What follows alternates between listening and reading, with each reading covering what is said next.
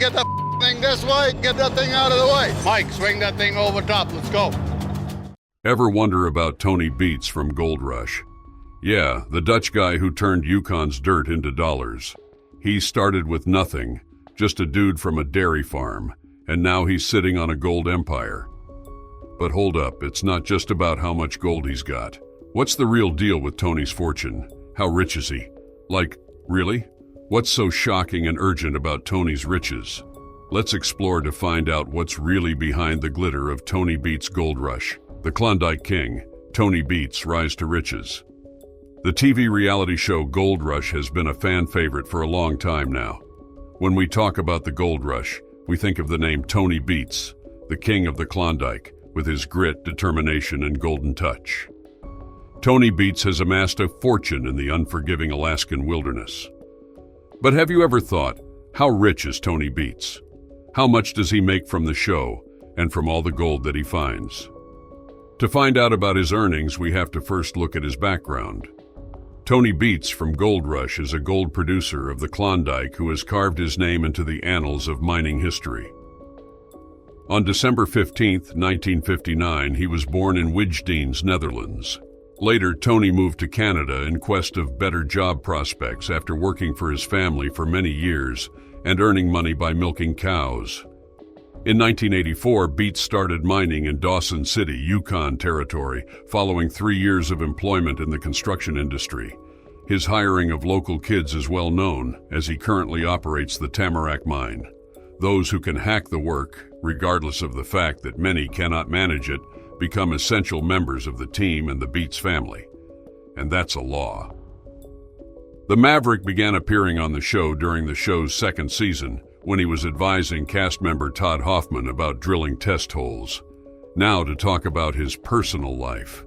We spend a lot of money on the welders and everything else, and we have nothing for it, so don't you think you guys... As a kid, Tony got to know Minnie, the woman who would become his wife, growing up in Burkhout, Netherlands. The two lived next door to one another. In 1978, they started dating, and following 18 months of dating, Tony made the decision to relocate to Canada, and Minnie followed him. Tony and Minnie were 24 years old when they got married, and together they had 4 kids: Kevin, Monica, Mike, and Bianca. Regrettably, their daughter Jasmine passed away in 1992 at the age of 2. The Beets family business involves all of the children, with Minnie managing the bookkeeping and paperwork. A winter residence in Arizona is owned by Tony and Minnie, and Beets is said to own a Mercedes convertible that is estimated to be worth $145,000. His journey began in the Netherlands, where he left his farm in pursuit of fortune and glory in the Canadian wilderness, driven by tales of miners earning $1,000 per week or more in the Yukon. Beets embarked on a life-changing adventure. It was only a matter of when and how. Beets' determination to prosper goes back to his early teen years in the Netherlands after his father suffered a debilitating accident. Beets had to take over the family farm, which meant he often found himself in charge of men who were more than twice his age. In Tony Beets' own words, he reflects on his early rise to leadership. He became the boss at a very early age. He decided he had to become equal or better than the people who worked for him. His whole life, wherever he went, if he wasn't a foreman within a week, well, he's always kept one step ahead of the rest of them. Join him as he faces highs and lows, all chasing the promise of riches. The road to Klondike gold. Skeptical about the future of farming in the Netherlands, Beets and his new wife, Minnie, immigrated to Canada in 1980. Beets started out on a dairy farm near Salmon Arm, BC. Within a couple of months, a new goal had formed in his mind. But that's not all. Word spread through the Yukon like wildfire. Miners were raking in $11,000 a week, a fortune in those days equivalent to over $3,000 today. Tony Beets heard the whispers and saw his ticket to riches. Determined and undeterred, he set his sights on the same prize. Driven by the promise of prosperity, Beets bought a plane ticket and flew up to Whitehorse. But he arrived too early in the season to get a gold mining job. So he returned to the farm for a few more months before exchanging the milking machines of BC for the oil pipelines of Alberta. While in the oil patch, he finally landed a job in a Yukon gold mine, and he hasn't looked back since. See that? Gold. Look, there's gold. Yeah. Yes. Chunky stuff here. Now, let's talk about his early life hardships. Starting as a humble machine operator, Beets toiled in the Tamarack mines, driving earth movers. Tony's mining career took off when he began searching for gold in Dawson City. He struck gold when he found 3,600 ounces of the precious metal in Eureka Creek in 2018. That haul alone was worth around $4.39 million. But Tony's legacy extends beyond mere gold. He is the owner of the Tamarack gold mines in the Klondike region, Yukon, Canada. His mining operations are a family affair, with his wife Minnie by his side. Minnie not only keeps the accounts, but also serves as the spokesperson and model for Gorilla Cookies. His relentless work ethic and determination eventually paid off. Over the years, he built an impressive mining empire, and today he stands as one of the most successful miners in the region. Today, Beets owns one of the largest privately held placer gold mines in the territory. But if anyone thinks he's riding the gravy train to riches, they can think again.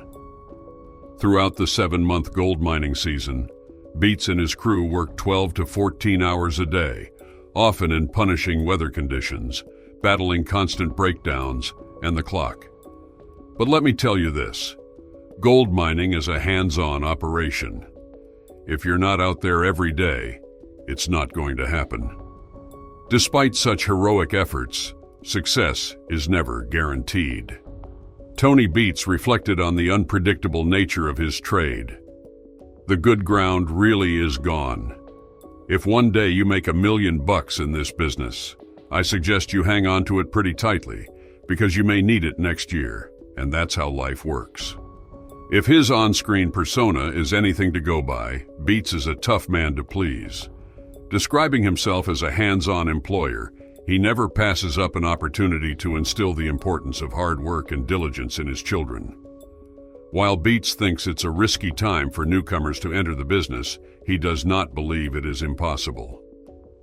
However, he encourages prospective prospectors to think small. In the noise of machines and gleam of gold, Tony Beets' story unfolds. But what's behind his success? Let's dig deeper into his empire. The Viking Dredge Chronicles. In the heart of the Klondike, Eureka Creek Mine stands as a precious gem for Beets. Here, he operates a colossal machine known as the Viking Dredge, which is like a massive floating bucket weighing 350 tons. Is it safe? I mean, there may be some parts that would fall down, but just watch your back, pay attention, and it should be fine. Beets got hold of this ancient dredge back in Season 5 of Gold Rush, paying a hefty $1 million for it. The Viking Dredge had been left idle for 30 years until Beets revived it. However, the journey to success wasn't smooth. The dredge sank not once, but twice within a span of 6 weeks, putting at risk losses of over $1,000 per hour. Despite these setbacks, Beets persisted, and now the Viking Dredge digs deep into the fertile soil of Eureka Creek, extracting precious gold. But Eureka Creek is just one part of Beets' vast mining domain. He also manages operations at Tamarack Inc., another significant site he took control of decades ago.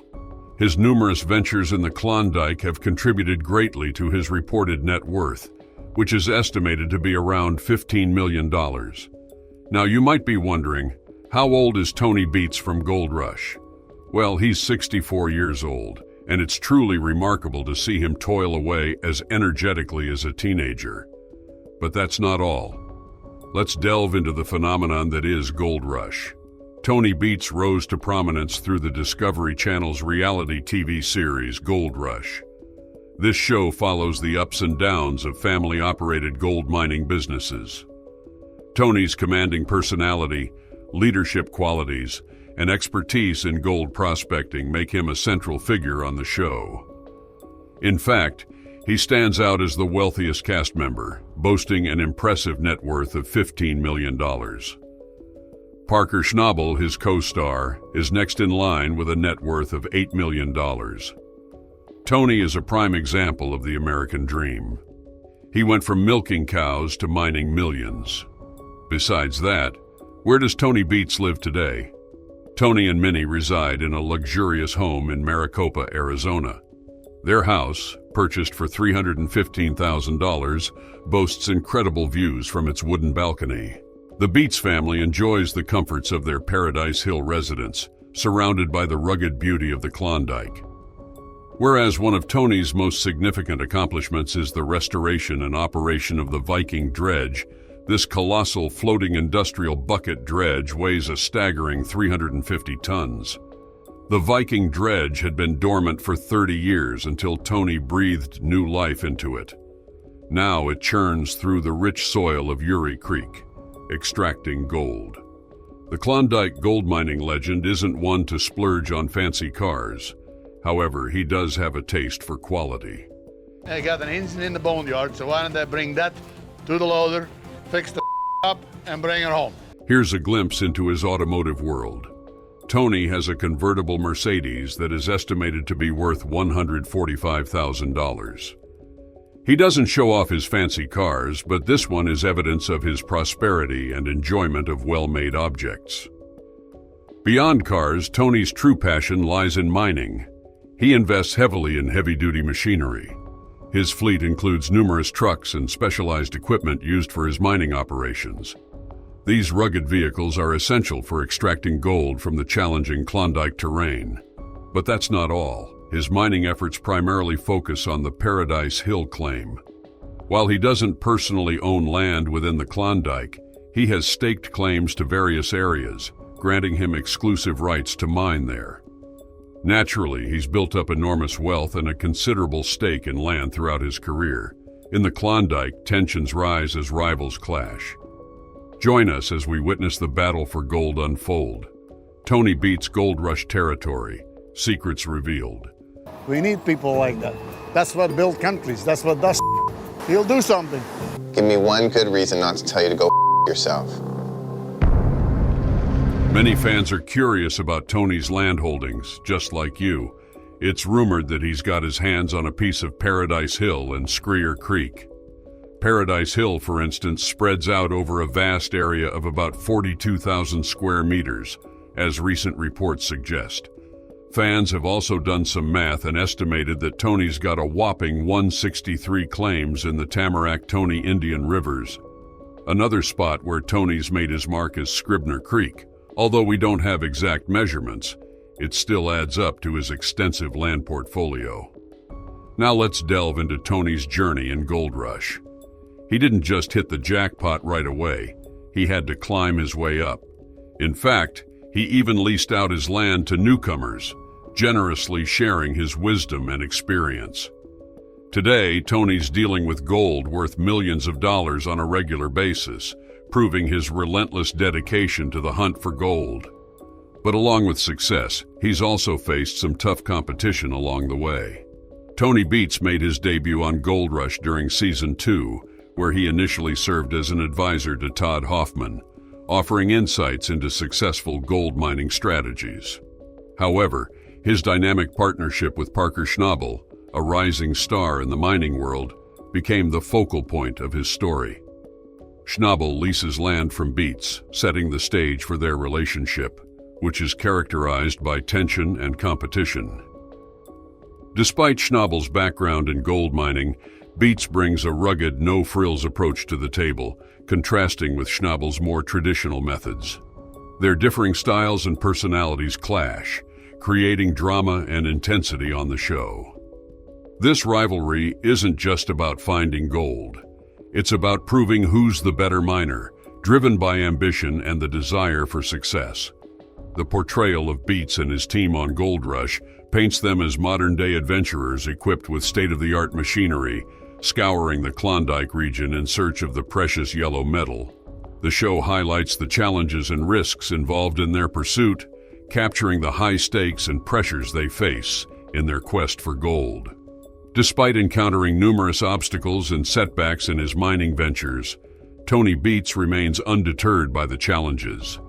His unwavering passion for the rugged lifestyle of the Klondike and the exhilarating pursuit of gold keeps drawing him back year after year. Tony expects a lot from himself, so he expects it from everybody else. The promise of adventure, the freedom of exploration, and the tantalizing possibility of striking it rich outweigh any difficulties he may face along the way. Despite the uncertainties inherent in the mining business, Tony's determination to succeed remains steadfast. However, being featured on television comes with its own set of consequences for Tony and his mining operations. A notable incident arose when a clip from a program resulted in his organization being slapped with a hefty $31,000 in fines. This incident shed light on the environmental impact of mining activities, which can sometimes spiral out of control. Regulators took particular offense at Tony and his crew's unconventional method of performing a Viking baptism on a gold dredge machine. This ritual involved dousing the nearby pond with petrol and igniting it, causing significant damage to the environment and prompting regulatory intervention. Beyond the glitz of TV, a world of money secrets awaits. From salaries to investments, we explore the true cost of fame in the gold rush. Exploring big earnings beyond TV. The amount of money the actors on Gold Rush receive depends on a few things, depends on what they do on the show, how long they've been doing it, and how much they add to making the show popular. For example, the main stars might make between $100,000 and $5 million for a whole season. But it's not just the big-name actors who work on the show. Other people help behind the scenes, like mechanics and team members, who might earn around $10,000 to $20,000 for each episode. But here's something interesting. Actors don't only make money from their regular pay. They can also earn extra cash by promoting products, going to events where fans can meet them, and selling things like shirts or hats with the show's logo. All of these extras can really add up and make a big difference in how much money they take home. When we talk about the success of the show, it's not just about the dollars and cents. Being part of Gold Rush can be a springboard for the stars to launch their own mining ventures. This means they can make even more money by starting their own mining operations, thanks to the experience and exposure they gain from being on the show. The TV show Gold Rush has been popular for a long time. This fame has allowed the people on the show to try out new ways to make money. For example, some of them have started to invest in houses or own businesses that create equipment for mining. By doing different things to make money, they not only make their financial situation stronger, but also use their popularity and know-how in exciting new ways. 130, 140, 50, 60, 70, 89, 240.8, guys. When the first season of Gold Rush ended, it was the top show on Friday nights in the United States for young men between 18 to 49 years old and women between 25 to 54 years old. Over its 13 seasons, the show has stayed popular, especially with men who are 25 to 54 years old. What's even more impressive is that Gold Rush is watched in more than 170 countries and places around the world, which means it has fans everywhere. According to a company called Parrot Analytics, the show Gold Rush is way more popular in the United States than many other TV shows. Imagine the average popularity of a TV show. Then think of Gold Rush being almost 18 times more popular than that.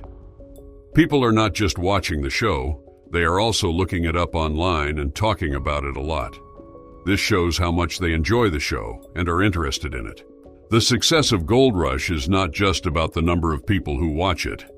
It's about how it connects with viewers in the United States and all over the world. People are really into the adventures and challenges of mining for gold, which keeps them coming back for more. The show's ability to keep audiences engaged season after season is a big reason for its long-term success. Plus, the way it has spread to so many countries shows that the thrill of gold mining is something that excites people everywhere. Moreover, the stars of Gold Rush have become role models for many. Their adventures and success in gold mining inspire viewers to think about the possibilities of taking risks and pursuing their dreams. This inspiration goes beyond just watching TV. It encourages people to learn more about mining and even consider it as a potential career or investment opportunity. What's interesting is how Gold Rush mixes real-life stuff with TV drama. It's like you're watching a documentary, but with some added excitement. This unique blend has made it a trendsetter in the TV world, inspiring other shows to explore unusual jobs and lifestyles. Gold Rush has really struck a chord with viewers from all walks of life, not just in the US but around the globe. And it seems like its appeal isn't going away anytime soon. As long as people are fascinated by the idea of finding gold, the financial side of things for the stars will keep being as intriguing as the shiny metal they're searching for. Could Tony Beets' success be attributed solely to hard work, or is there a deeper story waiting to be unearthed? Share your thoughts, and don't forget to like and subscribe for further exploration.